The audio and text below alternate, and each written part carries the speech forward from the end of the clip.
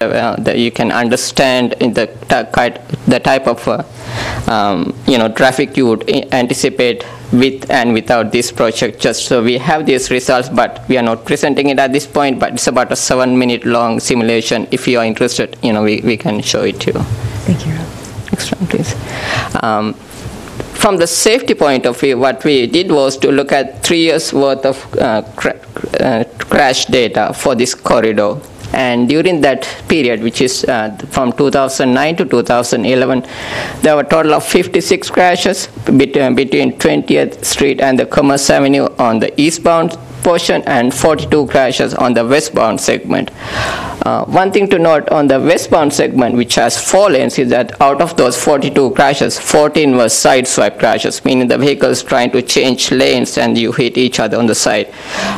One of the possible reasons is because when you have 4 lanes, there's more maneuverability for the vehicles that could have played into the having that many side swipe crashes on the westbound direction. And when we looked at the crashes at the intersections, the intersection of State Road 60 and 20th Avenue had 29 crashes. And it's important to note that at the request of the county, we are not proposing any changes to the lane configuration at that intersection, because the county wants to maintain the current lane configuration to make sure that the capacity is adequate in the future. Sir? Yes.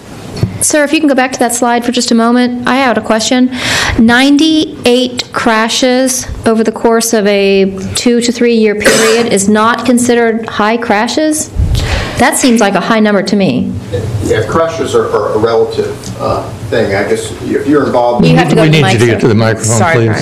Crash data is a relevant thing. If you're involved in one of those crashes, it's a pretty dangerous intersection. When compared to intersections throughout the state, and crash data is compared to how many million cars travel through the intersection, it doesn't rate high relative to other intersections within District 4, the department's transportation's district that we're in. Which includes which major cities? Orlando? Fort Lauderdale. Oh. Well, all the 5 counties.